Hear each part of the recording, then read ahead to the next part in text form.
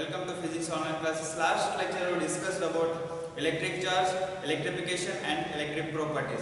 In this lecture we will discuss Coulomb's law. Statement for Coulomb's law is the electrostatic force of attraction or repulsion between any two static point charge is directly proportional to the product of magnitude of the charges and inversely proportional to the square of distance between them. See here, the directly proportional to the product of magnitude of the charges and inversely proportional to the square of distance between them. This Coulomb's law is only applicable for static point charges, not for moving charges. According to this statement, consider two charges Q1 and Q2. If the charges are like charges, that is positive or negative, then they will repel each other. Repel each other means repulsive force will produce and distance between them is r. If I take Q1 and Q2 are unlike charges, means one is positive charge and another one is negative charge, and distance between them is r, they will produce attractive force, electrostatic attractive force will produces. Then according to Coulomb's law, the force, electrostatic force of attraction or repulsion between any two static point. First point is directly proportional to the magnitude of the charges, that is F is directly proportional to the magnitude of product of the magnitude of the charge, that is Q1 into Q2. And second thing is inversely proportional to the square of distance between them, that is r square. It is also written as F is equal to K into Q1 Q2 by r square. Here K is electrostatic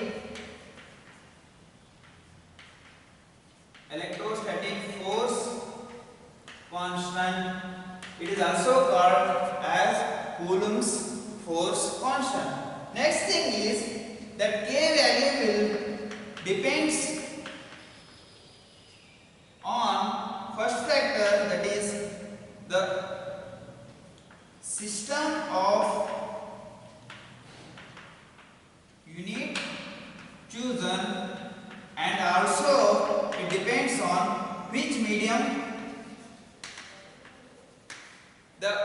medium will be taken, that is air medium or dielectric medium.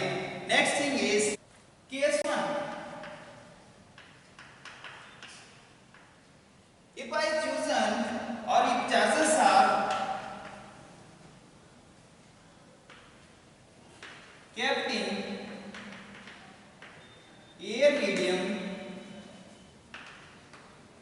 and SI unit is system unit is SI unit is chosen,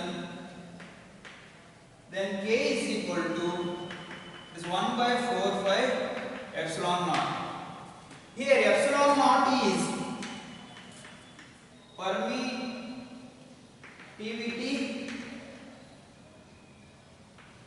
permittivity of air medium,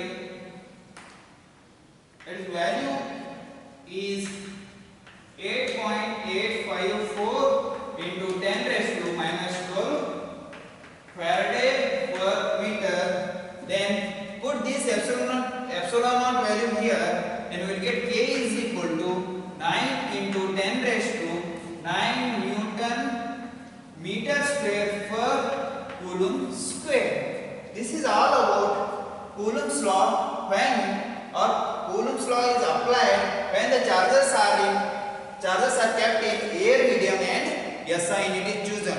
Once if it is over, then case number 2, if Charges are kept in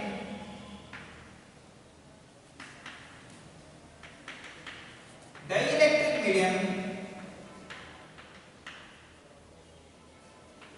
If charges are kept in dielectric medium, at that time what happened? Or dielectric medium or other than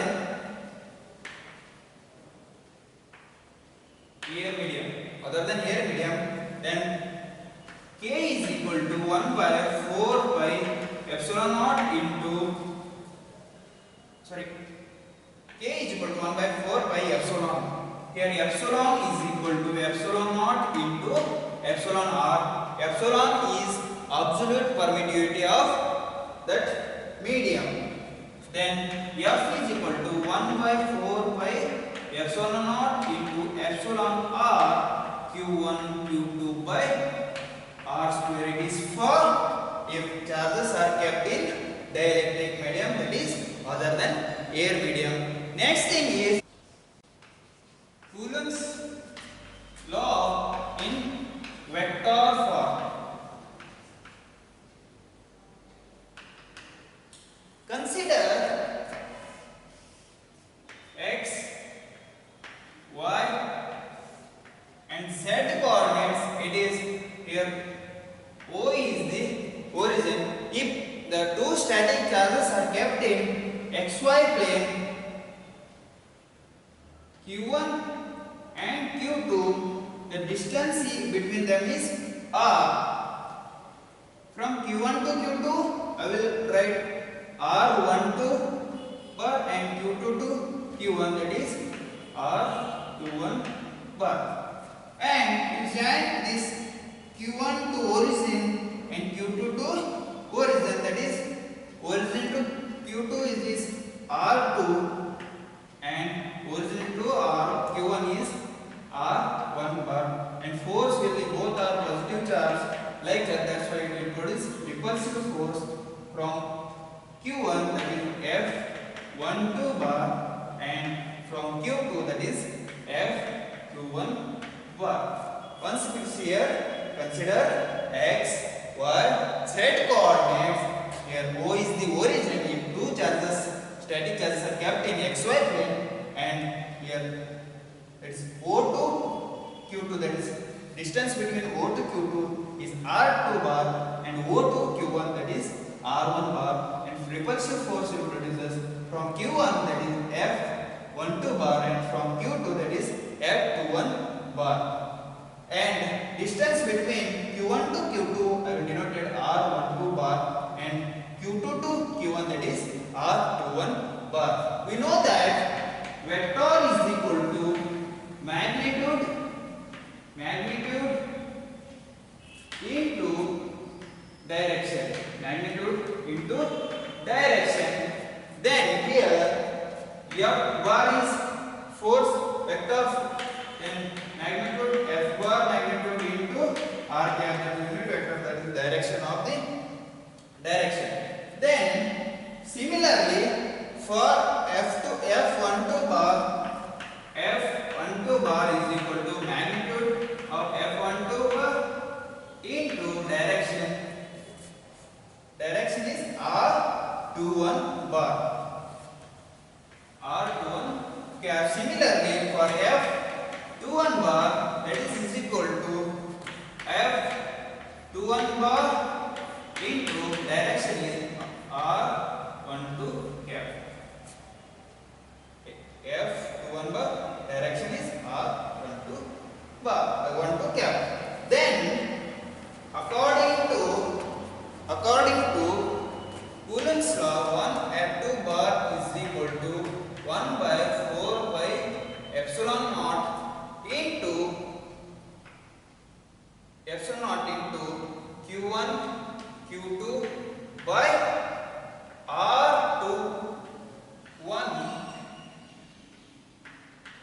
square into r21 cap. Similarly for f21 bar is equal to 1 by 4 pi epsilon naught into q2 into q1 divided by r12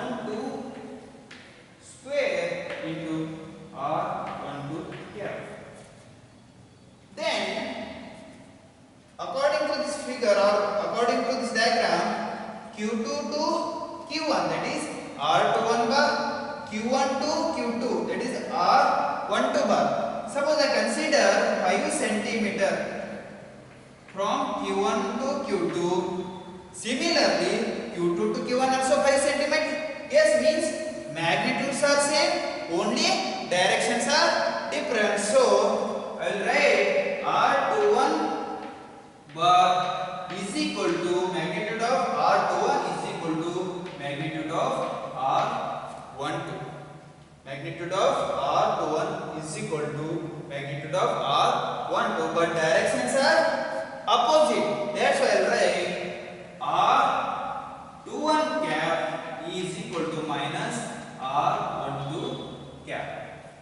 R21 cap is equal to minus R12 cap, means F12 is equal to 1 by 4 pi epsilon naught into Q1 Q2 by R21 square into R21 cap. And here F1 is, if I write in this form, then it will become F12 cap, sorry, F12 bar is equal to minus F21 bar. Yes sir, no? It is Coulomb's law in vector form. Once if it is over, limitation of the Coulomb's law, that is, it is only applicable for point charges and it is also applicable for only static charges, not moving charges. It is all about Coulomb's law and its vector forms and limitation of Coulomb's law. Thank you so much.